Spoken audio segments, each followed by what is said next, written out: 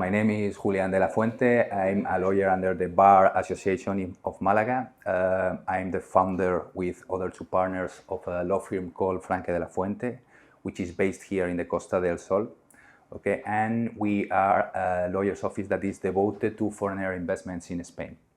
Therefore, we have lawyers of different nationalities in order not only to provide the legal services appropriately, but at the same time to inform and to communicate to our clients in the most accurate way in their languages. Okay, thank you, Julian, for coming. So once the buyer has decided to buy a property, what he will find in the way to get the case? When a foreigner decides to buy a property here in Spain, I like to see the transaction in two different sides. First of all, the civil side of the business. This is buying a property free of charges, free of encumbrances, without any problem, having the possession with no urban issues.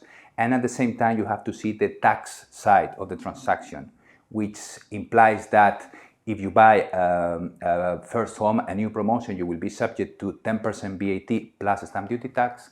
And when you buy a resale property, is subject to transfer tax, which currently in Andalusia is set up at 7%. All right, and what taxes he has to do anyway? Doesn't matter if you're Spanish, English, or whenever, like BIN or non-residents, IRPF or something? When you become a owner of a property in Spain under your own name as an individual and as a foreigner, from that moment, you will have to face two different taxes every year. The non-resident tax, which is a national tax, okay? And in case you only use the property, you only pay once. And the local tax, which is a tax that you pay to the town hall where the house is placed. And in both cases, there are it depends on certain percentages and certain numbers, but basically I like to say that it depends on the cadastral value of the property.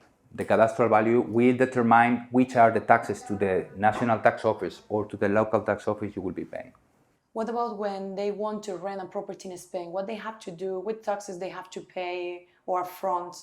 When a foreigner rents a property, their property in Spain, we have to take into consideration that, first of all, they will have to submit quarterly taxes. Okay? They have to inform, report, and pay the taxes every quarter. And at the same time, that for European Union citizens, the tax rate is set at 19%. If you are a non-resident in the European Union, it's set up at 24%. But there's something about golden visa benefits. Has the people who is not a European has any benefit with the golden visa? The resident, the golden visa gives you the residence, okay? And that doesn't mean per se that you become a tax resident. So come again, sorry. You receive a resident card, but it doesn't imply per se that you become a tax resident. And what the law says, or the benefits that the law gives, or the rates that the law establishes, entirely depends on the tax resident on the individual, not from the obtention of a card that allows you to work or allows you to travel freely. Because it doesn't mean per se that you are going to become a tax resident here in Spain. Okay, but it's not since a golden visa when you have a property here. Well, it makes sense since the moment that, let's say, for example, you are you live outside of the European Union, and therefore you are constrained to spend certain days only in Spain, in Europe. Right? So if with the visa you can spend as many days as possible as you wish in Spain. The only difference so you can enjoy your property for the whole year round, not only a certain period of time. I get it, okay. The only situation that you will face there is that in case you are living for more than 183 days, you may become a tax resident, and that has certain implications for the investors. Okay, coming again about buy the property, what is the difference if you want to buy a property? What is the difference to buy like a business or like an individual person? There is many clients ask the difference between buying a property under a company or in your name.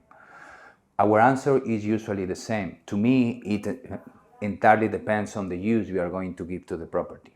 If you are going to use it and you are going to enjoy it, the best thing to do is to buy it under your own name.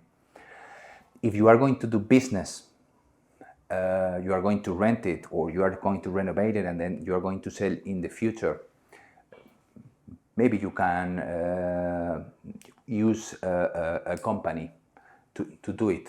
But you don't have different taxes. You have different taxes since the moment that you as an individual pay non-resident tax. And if you buy the house through a company, let's say for example a Spanish company, you are subject to corporate tax. And at the same time, and this is maybe a bit difficult for a short interview, but when you buy through a company and you still use the house, the tax office can come to you and say, listen, you have a company. The only reason to have a company is to make business. And the only way to do business when you only have a house is to rent it or to sell it. Because you are not doing either, I understand that the shareholder of the company is using the house. So therefore you have to pay taxes subject to an abstract rental agreement between the shareholder and the company. Wow, okay. In the opposite case, what happens when you want to sell a property in Spain, but you live outside from Spain, you don't live here? When you sell a property in Spain and you are a non-resident, the capital gain will be rated at 19%, no matter where you come from, no matter where are you tax resident. And you can deduct the expenses that you had when you acquired the property and the expenses that you have when you selling now. And that capital gain will be paid to the national tax office. At the same time, you have a local tax called plusvalía municipal that depends on the value of the property or the year when you acquire it or the cadastral value.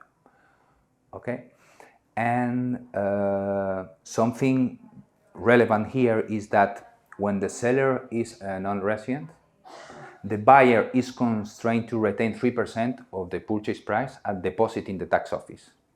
Now, when the seller, if the seller had a capital gain tax, will have to ask the tax office to give how much he has to pay, or if there was no capital gain, he has to claim back that 3% from the tax office.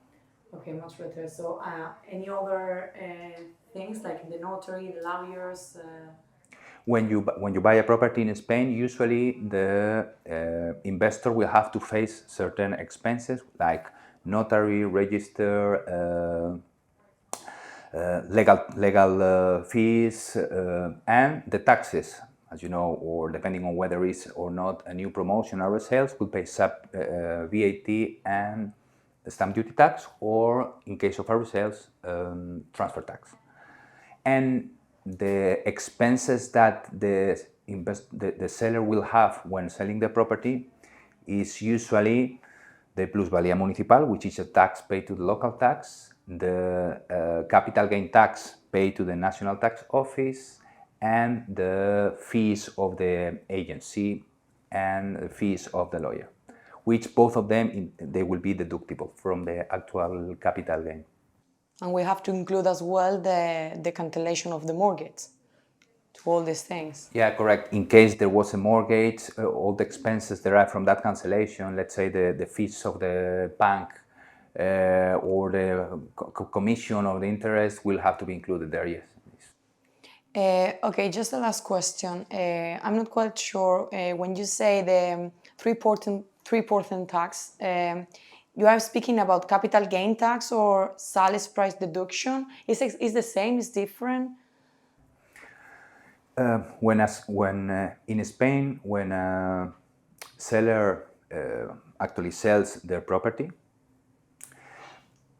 Sometimes there is a capital gain, sometimes there is no capital gain, depending on the price.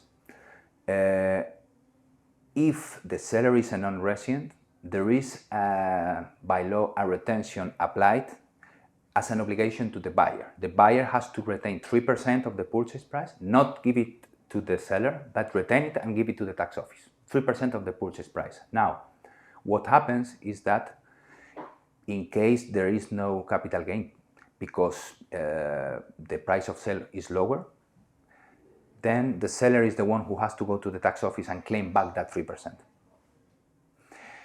It can happen that there is a capital gain and that capital gain is higher than the 3% of the purchase price. In that case, he has to pay the difference. It can happen as well that the capital gain there is a capital gain, but is lower than that 3%. In that case, again, it's the seller who has to go to the tax office and request to receive back certain amount of money or the difference.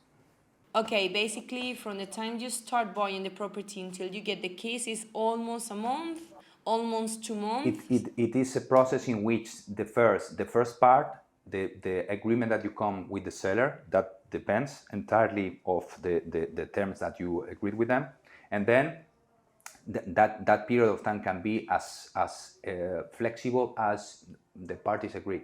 And then there is a second part, which is in the moment you become the owner by granting the title deed to the moment it is inscribed your rights in the land register, which is that part is very is commonly set in 1 month, 1.5 months. Perfect. Thank you very much. It was a pleasure to have you here, and I hope we can chat soon.